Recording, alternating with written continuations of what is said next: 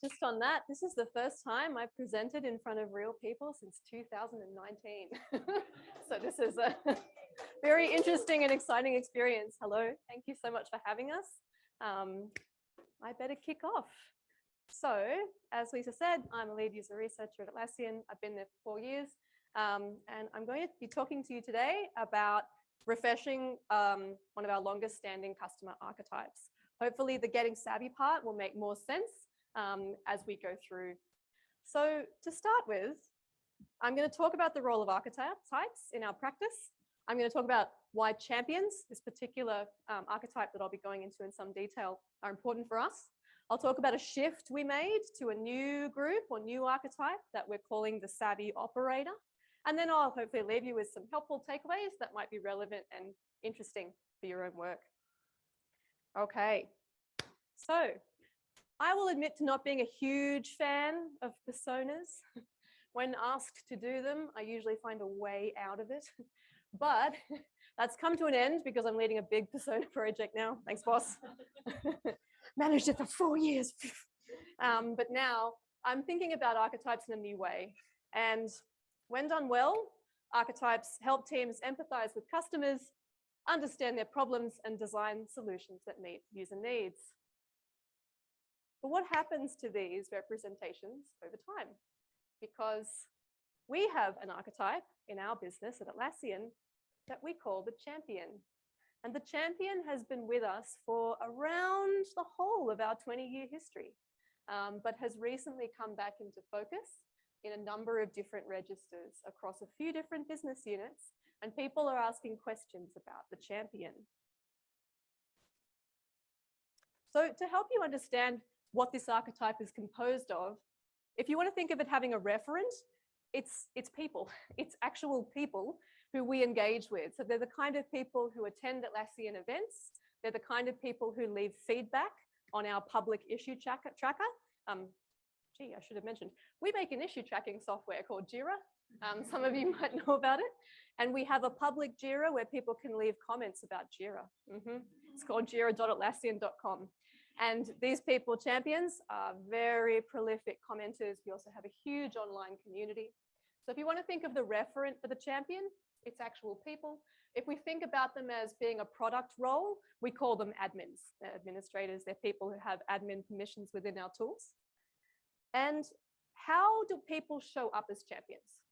Well, we've learned that champions are generally self-taught, and they're very proud of their sort of autodidact expertise. They attend our events. They are incredibly loyal to our brand and to our products. And importantly, when you think about the actual actions that champions take, they configure the tools to suit the needs of their team. They're agile adherents and enthusiasts. They often become the Atlassian expert within their organization, and Atlassian might even end up in their job titles.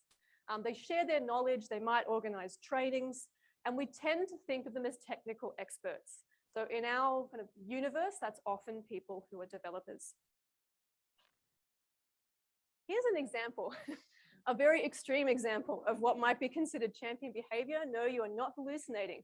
That is an Atlassian tattoo. So this is a customer who was very happy to share on LinkedIn that given Atlassian's a big part of his life, he got matching A's that are very similar to the ones that we're wearing. And that's a Charlie, that's one of our old brands. So not all champions are out getting tattoos, but it's a good example of the kind of behaviors that we think of as somebody showing up as a champion. Now, champions were really important to Atlassian and to our history because back when Atlassian was just 2 guys in a garage, we had no sales team. And this was a really interesting model shift for enterprise software.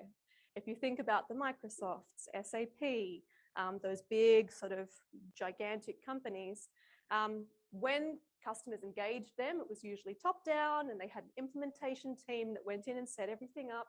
The way that Jira came into organizations was usually one motivated person who got excited about it, figured out how to use it, set it up for their team.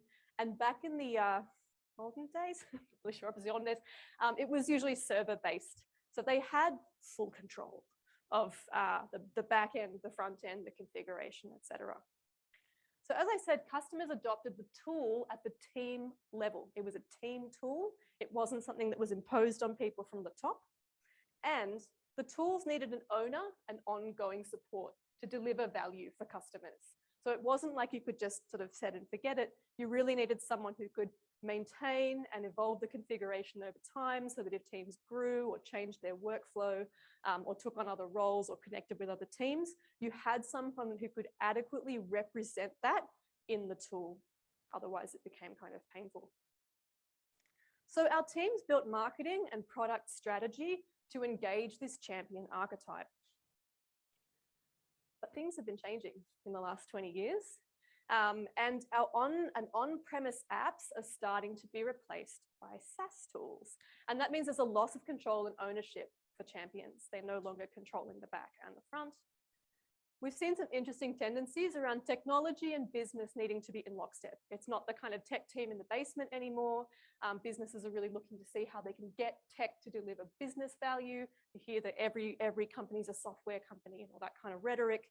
And we start to question what's going to happen to the champions in a cloud-first world. What sort of role might they play? How are they still important? Are they? Now, that's the kind of context, if you like. What I want to move to now is what was happening in our team. So we're a growing research team. We have 100-ish members now across a few different countries. And we had a few different pieces of research going on concurrently that started to sort of bubble up these early signals that something was interesting and happening in this space that we hadn't gone looking for because nobody really assumed we had to know more about the champion. This is the thing about dealing with an existing and well-known archetype. People already have a sense that they know who it is and what it needs and what those people are after. So we did a piece of work, which is a longitudinal diary study of the experience of trying to move from Atlassian tools on-premise to Atlassian tools in the cloud. We also did some work on competitor migrations.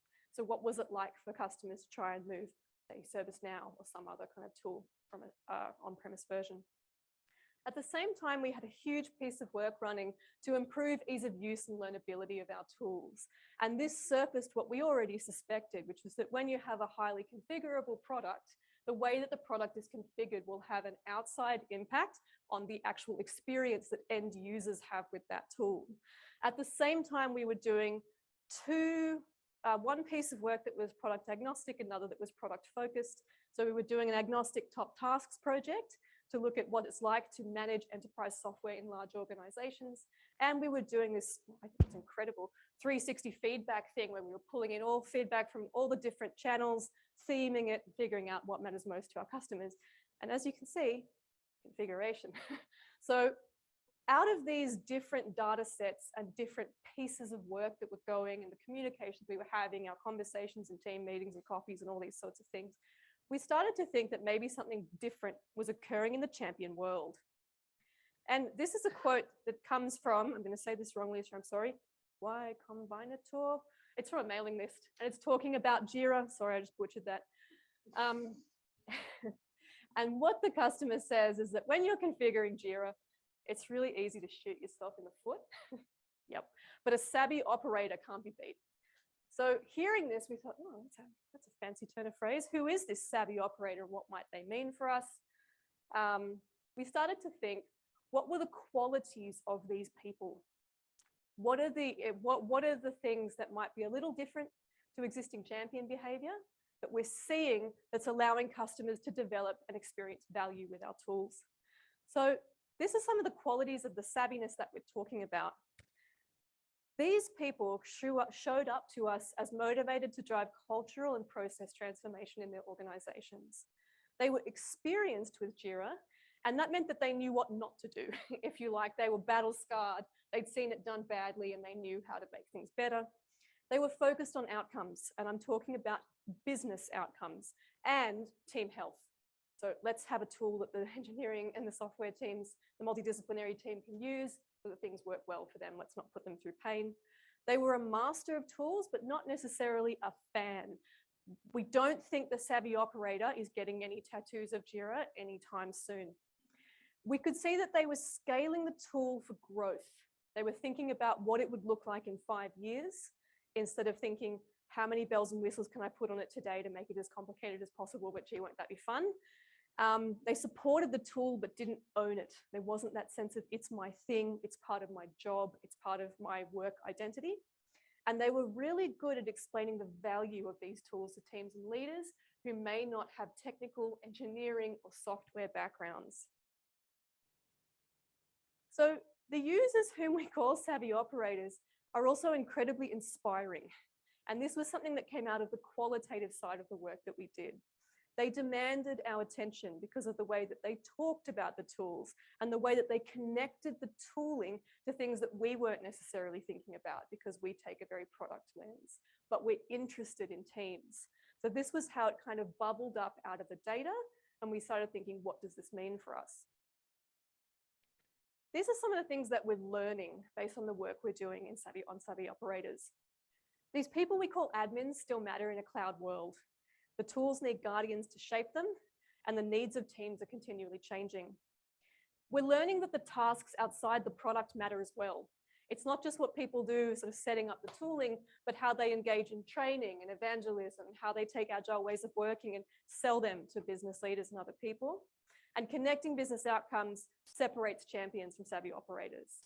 So if you want to see what they look like side by side, you can see that champions are really focused on the back end and customization. They advocate for the tools that they know and love, and they're really interested in sort of the technical stuff around performance and uptime. Savvy operators are more interested in team effectiveness. They communicate really well with leadership, and they connect the tech to strategy. We're still figuring out if savvy operators are a subset of the champion archetype. We think there might be more kinds of champions, but we're still working on that through different methods within the team. So to talk about what we're doing next, we're continuing to use qual and quant data to understand these groups. We're identifying key moments where they have important influence on how teams are using the tools. And we're shifting to what we're calling savvy outcomes, because it takes a long time to become a savvy operator, not a big investment. We're trying to see what we can do in product to mean that more customers can set things up in a way which is savvy, so that they don't have to go through that long process of learning on their own. So effectively, as a team, we've evolved this champion into a data-driven archetype that's backed by credible mixed methods research. And that's a huge change from the sort of anecdotal champion of the past.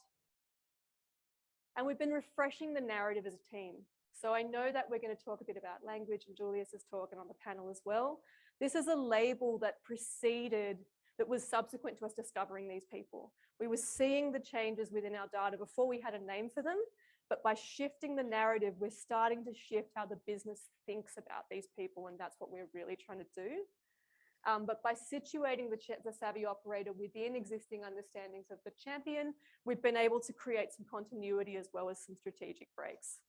And we're able to help the business understand what's changing, what's still important, and where we might intervene. Okay, so takeaways. Language matters. How you talk about an archetype is really important to what people will understand. Listen to the signals across your data sets and talk within the research team. It's amazing what you can come up with. And it's important to refresh and evolve archetypes. They can't just be left to be because they have a history and a stickiness in organizations. So if you're not there looking at what your data is telling you compared to what people feel is a sort of common sense, that can diverge from the data in problematic ways. And it's also great to be able to corral around a problem like this as a research team. So I'm going to stop there and ask for questions.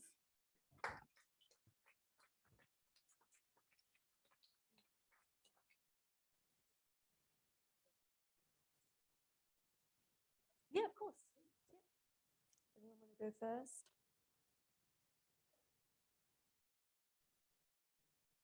Let's start with you.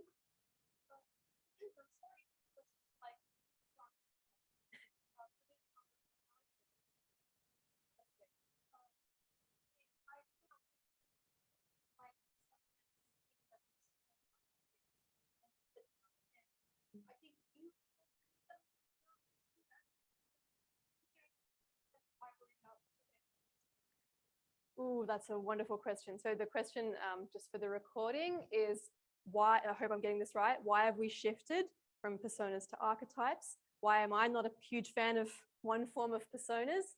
And sort of where are we now? I hope I've got that right.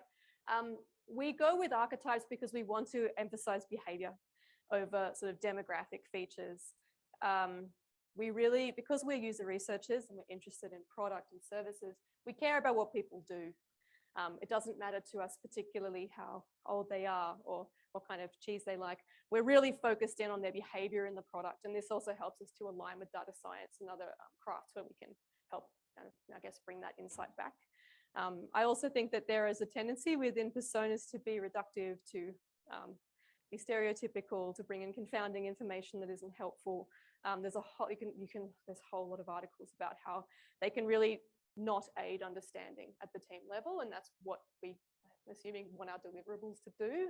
We're trying to get people to understand a particular kind of quality, trait, experience, need, etc. So we use the archetype label, and we find it's more helpful at getting away from the sort of Susie who is very busy and has her phone with her all the time. That's not really helpful for the kind of insights or the kind of information that the teams we're working with are looking for.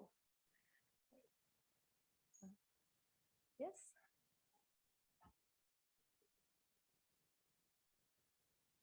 That's a great question about the label. So that question was, what strategies are we using to communicate this? So Atlassian has a really strong culture of blogging. We write a lot of blogs and we share them. We have a kind of open wiki by default. It's the Confluence product.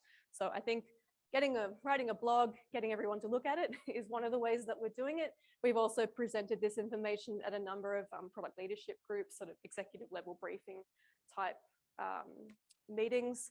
We talk a lot internally as a research team, to really spar, that's an Atlassian word, really debate the savvy operator concept and figure out where the edges are, who is and who isn't, and how might we find them through different methodologies, like our happiness tracking survey, like ongoing qualitative interviews. We've got partnership with data analysts at the moment as well.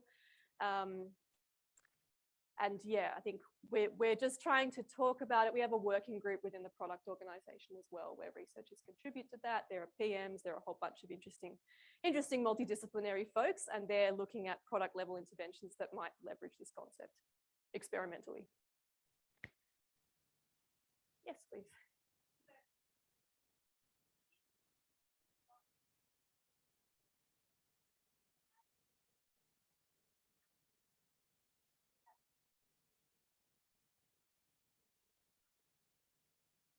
That's a really good question. So how do we future-proof archetypes that will help us align with the product roadmap?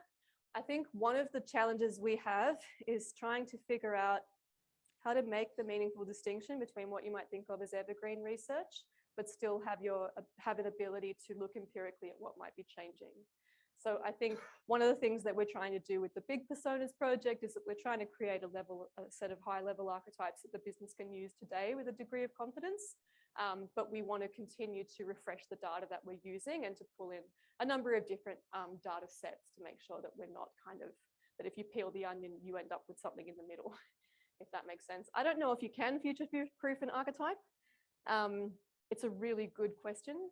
I think there's probably some context where it would make sense, but in technology, things change so quickly that one of the reasons that we were interested in engaging with the champion archetype amongst all the other stuff we could be doing is that we felt that maybe it had diverged from what you might call primary data across a number of different methodologies. We wanted to explore that. How am I going for time? Yeah, please.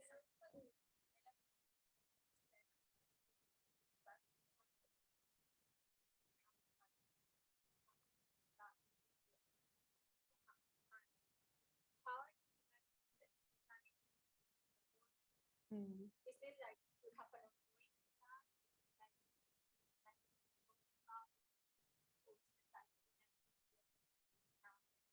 That's a really good question. So this is how are we planning to, I guess, continue the evolution of the archetype?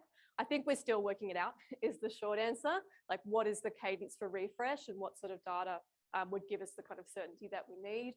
These are, they're people that we know exist, but I think what's problematic is that we're a bit fuzzy around the edges. And between the kinds of people who we see as savvy operators who are not sort of they wouldn't be on LinkedIn with a tattoo, but they're incredibly important to our business. We're interested in people who are brand advocates too. And I think it's about being able to get in there and use data to make those distinctions rather than assumptions. Or if you have some working hypotheses, how can you not just test them, but explore them in different ways so that you can have confidence about who these people are? Because if there are business strategies being devised to engage them, and there's an enormous spectrum of difference within what you might consider to be that group, it's not going to be effective unless it's targeted at the actual needs or the behaviors of those people. So that's what we're also trying to do. And interestingly, looking at savvy operators, I think, has been a forcing function for us to get a lot more clear on what this champion idea is, which has been a sort of anecdote and a myth, and also part of the lived experience of being at Atlassian for a very long time. So there's a lot of things to unpick there. I've got a couple more, but do we have time? Maybe start like this, and I want to keep really quick. So okay. Get one more and then. Who wants it? No, I'm kidding. Please.